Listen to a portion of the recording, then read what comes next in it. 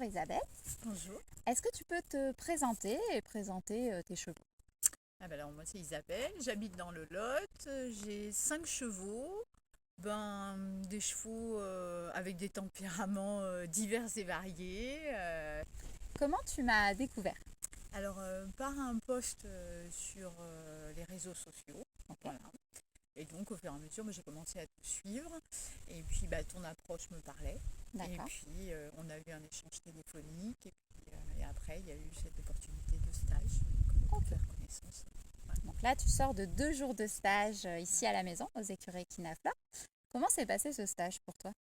Ah, très bien. C'était vraiment un moment, vraiment une parenthèse où on a pu se poser, prendre du recul, apprendre beaucoup de choses, pouvoir aussi pratiquer. Donc c'était vraiment un moment vraiment d'apprentissage. Qu'est-ce qui t'a décidé du coup à franchir le pas et à venir en stage?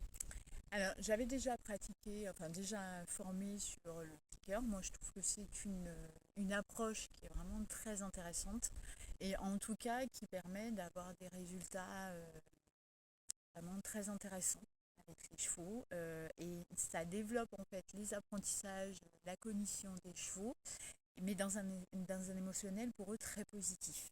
Et du coup, dans cet émotionnel et dans ce physique positif, on a des chevaux qui ancrent plus facilement et plus durablement leurs apprentissages. Je suis bien d'accord avec toi. Du coup, quand tu as commencé le clicker, quelle a été ta perception ou qu'est-ce que tu t'es dit? Comment tu as trouvé tes chevaux quand tu as commencé le clicker avec eux? Mais en fait, j'ai trouvé mes chevaux tout de suite très vite motivés et vraiment en demande, même des fois de manière un peu insistante, mais vraiment des chevaux très en demande et qui viennent spontanément pour l'activité avec toi. Ok. Voilà, donc c'est vraiment un accélérateur de motivation et vraiment on sent que ça les sort un peu peut-être des fois de leur ennui du parc et ça crée vraiment, ça permet de renforcer la relation avec nous par des activités et même sur un de mes chevaux qui était plutôt vraiment très réservé et même un peu trop fermé. Petit à petit, avec ces activités, on a repris un peu d'allant et d'envie de faire des choses avec l'humain. Ok. Et cette envie et cette motivation, tu l'avais moins avant de travailler au clicker, c'est ça?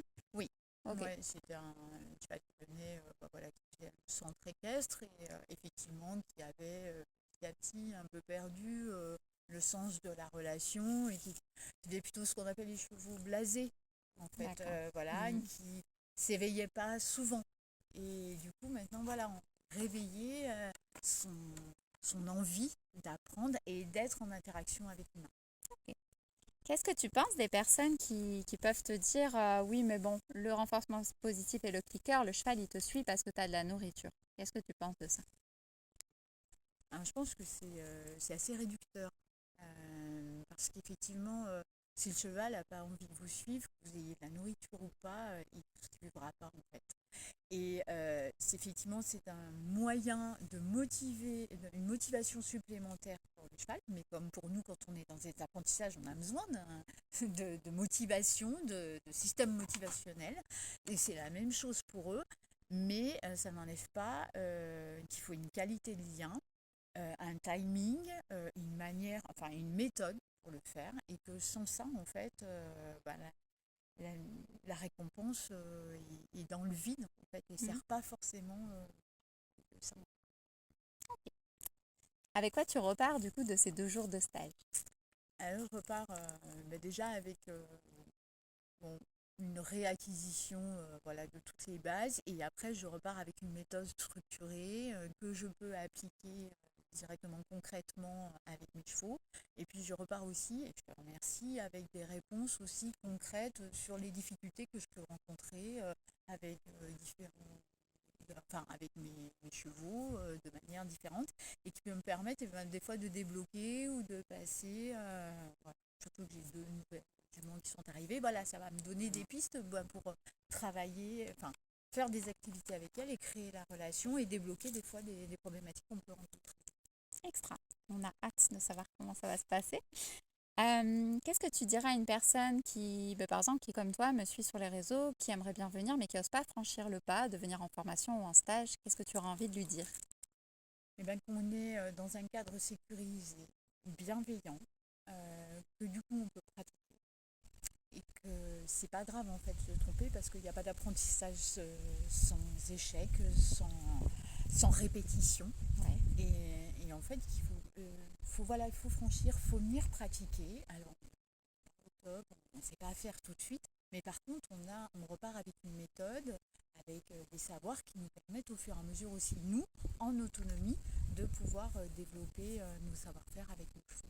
super. Et est-ce que tu te sens là aujourd'hui justement de continuer à pratiquer, à expérimenter et à trouver cette autonomie finalement avec tes chevaux Oui, petit à petit? ouais, parce que petit à petit, aussi, moi j'ai évolué avec eux. Mes chevaux ont évolué aussi, ils sont à présent à la maison. Et donc en fait, voilà, il y a beaucoup de choses aussi au fur et à mesure qui se mettent en place ensemble. Et je suis prête. Eh ben, la route est à toi. Merci. Merci beaucoup.